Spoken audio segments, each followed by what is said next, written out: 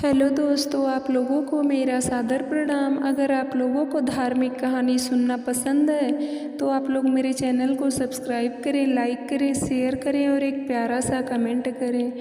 नारद जी ने एक बार भोलेनाथ की स्तुति कर पूछा, प्रभु आपको प्रसन्न करने के लिए सबसे उत्तम और सुलभ साधन क्या है?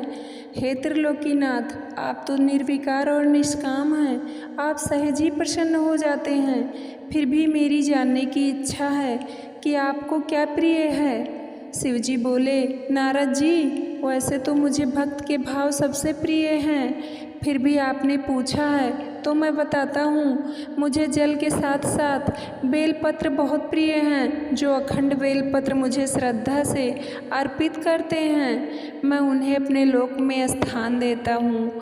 नारद जी भगवान शंकर और माता पार्वती की वंदना कर अपने लोक को चले गए। उनके जाने के पश्चात पार्वती जी ने शिव जी से पूछा, हे प्रभु, यह जानने की बड़ी उत्कृष्ट इच्छा हो रही है कि आपको बेलपत्र इतने प्रिय क्यों हैं। कृपा करके मेरी जिज्ञासा शांत करें। शिव जी बोले, हे शिवे, बिल्व के पत्ते मेरी जटा के समान हैं।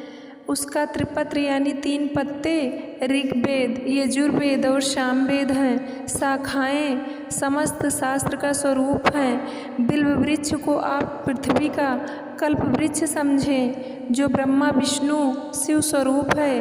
हे पार्वती, स्वयं महालक्ष्मी जी ने शैल पर्वत पर बिल्व वृक्ष रूप में जन्म लिया था। इस कारण भी बेल का वृक्ष मेरे लिए अति प्रिय है। महालक्ष्मी जी ने बिल्व का रूप धरा, यह सुनकर पार्वती जी कौतूहल में पड़ गई। पार्वती जी कौतूहल से उपजी जिज्ञासा को रोक ना पाई। उन्होंने पूछा, देवी लक्ष्मी ने आखिर बिल्व वृक्ष का रूप क्यों लिया? आप यह कथा विस्तार से कहें। भोलेनाथ ने देवी पार्वती को कथा सुनानी शुरू की। हे देवी, सतयुग में ज्योति रूप में मेरे अंश का रामेश्वर लिंग था।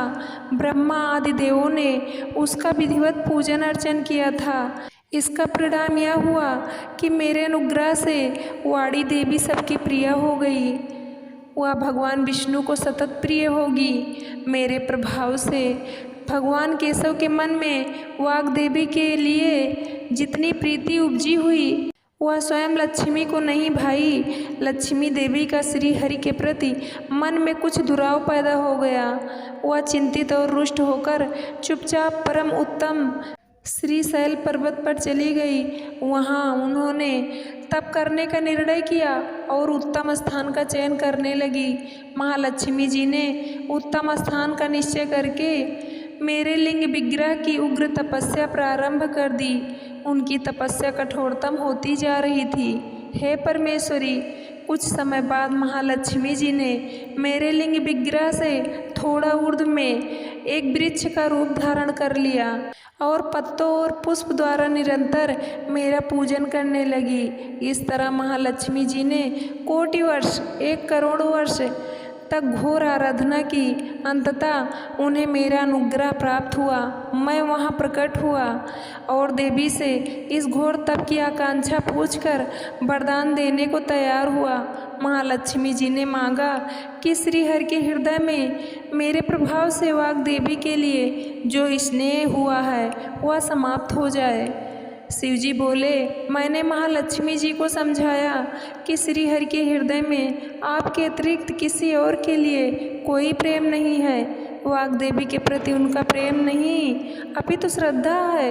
यह सुनकर लक्ष्मी जी प्रसन्न हो गई और पुनः श्री विष्णु के हृदय में स्थित होकर निरंतर उनके साथ विहार करने लगी।